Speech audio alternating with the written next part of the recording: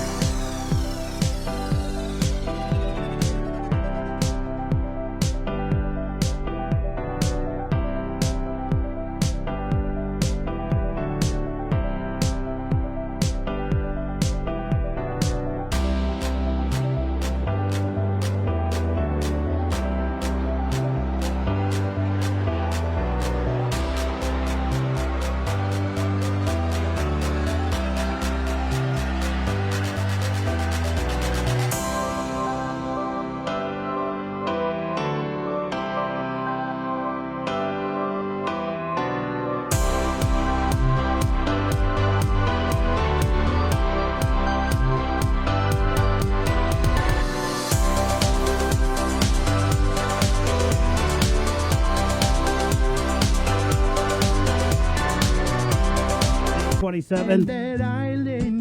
We're going to go with Speaker Therese Terlaje, and then Eric Bora is going to jump in. Yes, I didn't forget about you, my friend. Good morning, Madam Speaker. Buenas, good morning. And thanks Mananas for... Iduas. Mananas Iduas. It is Friday morning. I wanted to get you on. We got a thing that's going to happen in a few minutes here in the studio, but I wanted to bring you on just to kind of round robin over session, and also I know you had a little bit about the war claims. Yes, so we've been, I'm on the War Claims Adjudication Committee. You sure are. Together with Mayor Alec and Joey Francas, Yep. who was just on, Yeah. and then George Bamba and Melvin Wampat Borja. And so I just want to say we've processed about 60 applicants already, and we've, I think, approved almost all of them except 4. Maybe 4 were denied, but all the denials are subject to appeal. Okay. And so I just want everyone to know there's only about 89 applicants so far. So we're almost done with the 89. And so I just wanted to encourage anyone who still has to apply to please apply. And the applications are still open until March 2023. And so the checks are going to be going out, and they go out about 45 days after the approval. Okay. Can you just go through the eligibility, Madam Speaker? Sure. You have to have been alive before July 1944, and you have to claim that you have suffered one of those, either you were in hiding, you were interned, you were forced to march, or you were injured, or you were, injury, different kinds of injuries, rape, physical injuries. We ask for pictures if you've got any of scars or other types of evidence. Otherwise, you just have to tell your story. And pretty much that's, some of the denials are just because they didn't fully tell their story. So we need a little bit more details. Is it a challenge to have these stories told? Yes, I think you can tell that they're still a little traumatized. I mean, not a. I take that back. Right, yeah. Some of them claim all-out trauma, right? PTSD, but of course, it's traumatic. I think for them to tell their stories, and some of them that we've been seeing lately are They were infants. They were babies. So they talk about the stories their parents told them about what they went through. And I cannot imagine having a baby during that time and having to, take care of the baby, and the baby's lives are always precarious. So one, I think, was a twin, and the twin died while the person survived. Yeah. So the stories are still as sad as they've ever been. They're still, I really love the work that I do on that committee. Yeah. I have to say, of all the work that I do, I feel like it always resets me. It just brings me back to, kind of where we started and who we want to honor and why. And so I love reading the stories, and that's why I wanted to come on and tell them to please apply. If there's anyone who still is eligible to apply, to please apply. Right on. And then a little bit on a session. What's the, just before you get in, what's the status on your fuel tax relief measure? Okay, yeah. So we had a bill to repeal the liquid fuels tax. That's 23 cents per gallon of gas. The 23 cents is, our bill, we introduced that in February. It had a hearing in April. It's not been reported out yet by the committee, but we did put it on the potential items for session. So I am really hoping that will be. You were able to get it on the potentials without too much. I watched that committee on rules hearing. Really entertaining. So that was on the potential item. It is on the potential items. We're starting session today. I keep advocating that this relief can be given today, right? And the people are, I hear them loud and clear. They are very much suffering from increased prices of gas, power, utilities, food, everything, services. So this is one type of relief that we can give, and we can give it right away, and it's the only part of gas that we control. So no matter what you want to say about, the gas prices going up around the world and we can't control that, that's correct, we can't, but we can control this tax, and we can remove it, and we can remove it right now. We can remove it during session this week if that bill gets reported out, and we can remove it permanently if it gets reported out intact. Otherwise, we could repeal it temporarily. I'm fine with that if that's what it takes to move it, because I just want them to get the relief as soon as possible. Well, good luck. Anything else in session? We've got a couple more bills. There are some bills regarding sexual conduct. Protection of victims, and so there are a couple of those on the session agenda, and there are a couple of resolutions in support of congressional resolutions relative to to veterans. Okay. So yeah, those two are also very important. So I think our session agenda is actually, and there's one regarding small purchases. So that's Sabina Perez's bill. So that's about 5 bills that are on the agenda, but there are several that are on the potentials list that we're still going to see whether they get moved or not. I got to ask, I know you heard from the governor, State of the Island address June 7th, Yes. right? Have you heard from the congressman about the congressional address? No, have not yet. Okay. Well, keep us posted. Thank you, I Madam will. Speaker. Anything else? I got a surprise for you. You do. Well, we're going to get to Yes. that. Thank Okay. you so much. Oh, I think what else did I want to talk about was I for sure want to talk about the liquid fuels and War the claims. war claims. Yeah. Yes. Got it. So and just and the session. So I Thank just you. want everyone to know we're going into session today. Yeah. So What time? And we will hear the State of the Island address on June 7th. Right on. We're going in at 10. Okay, so Yeah. we might have a little impromptu session here in the studio Yes. in just a few minutes. Thank you, Speaker. You're welcome. Okay, Thank you. And thank you for everything. You know, these interviews have been very challenging for me. I'm not used to it, even up to now. Right. It was never my thing growing up to be in the spotlight or interview, and coming on your show, especially with you and Sabrina, they've been very challenging. You guys have asked me some really very hard questions, put me on the spot Sorry, not all sorry. the time. But but I feel like even before that, when you were coming up to us in the parking lots, of the legislature or outside the session hall, asking us what we thought about things, we knew there was always something really big that you had researched, and I appreciate the research that you had done. And you've even got the documents in front of you before we had the documents so many times, and asking us our opinions on it when we weren't even aware that had happened yet. So I just want to thank you for all of that.